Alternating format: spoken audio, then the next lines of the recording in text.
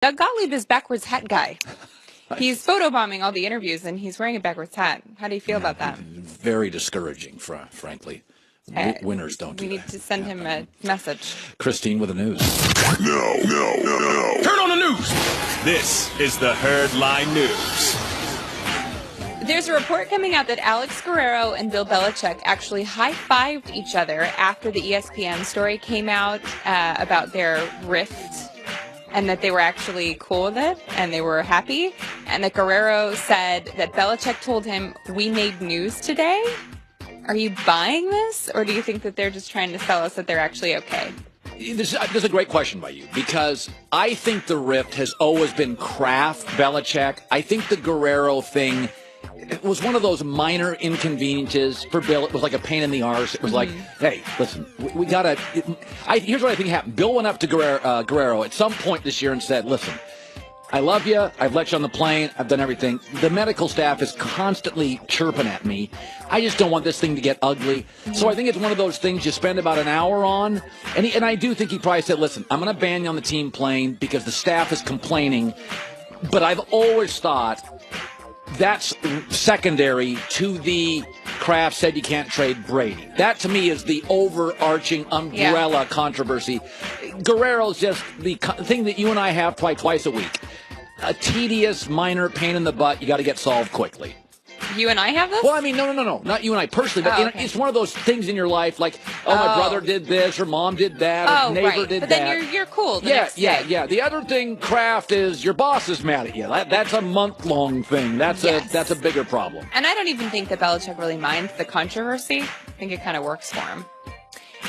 The Patriots were favored by a touchdown when odds first came out for the Super Bowl. Now the Patriots are only favored by 4 or 4.5 points, and casinos in Nevada are taking a lot more money, almost twice as much money, more than twice as much money, on the Eagles than the Patriots. I like that bet. I would bet the Eagles. You? I'm almost always a believer in taking points. Yeah. I love taking points. But my rule is take points if you have an elite quarterback. Nick Foles is not an elite quarterback. True. So I would take New England. I would have taken, I told you earlier, when the line came out, I guessed 5.5. It was 6.5. So I would have taken Philadelphia. If I was a professional sports gambler, I'd always bet right after the line came out. I would have bet Philadelphia plus 6.5. I think now the line's at 4.5. I would pass because I think that's where the game's going to land. I think it's going to be a really close game. Yeah, I think the number right now is the audience, the consumers moved the number down to where it should be. Vegas came out a little high on the number. Okay.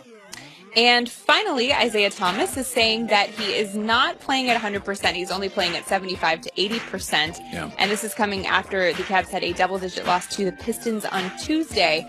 But listen to this. So IT is having career lows in field goal percentage and three-point percentage.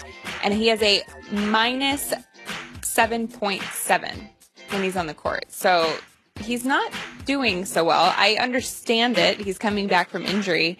That's pretty bad. But if all these reports are true that he is the one who called this meeting and was calling out Kevin Love for not being sick, maybe Isaiah should focus more on himself. Well, listen, if you're only at 75% doing this job, it's not a great show. If you're playing NBA basketball, it's hard. It's hard if you're at 100%. If you're 5'8", basketball is hard. Listen, I'm not going to question him for his height, but here's Isaiah on what's going on. It's hard to say. I'd probably say 75, 80%. I don't have anything I used to have right now, and I know I will at one point, but it's just a process that I got to really be patient with myself, set little small goals for myself to reach, because, coming back, I just want it all right now, and that's just not realistic for anybody that's been out as long as I have, and to have a leg injury like I had, so I just try to stay positive and just keep pushing. That's the only thing I can do, and keep working every day. I agree. It's hard to play when you're not at 100%. I played not at 100% yesterday or today. Exactly. Christine with the news. Well, that's the news. And thanks for stopping by. The Herdline News. Greg Cosell, top of next hour, is going to break down the Super Bowl on tape. It's going to be fantastic. Don't go anywhere. So I'm driving into work this morning, and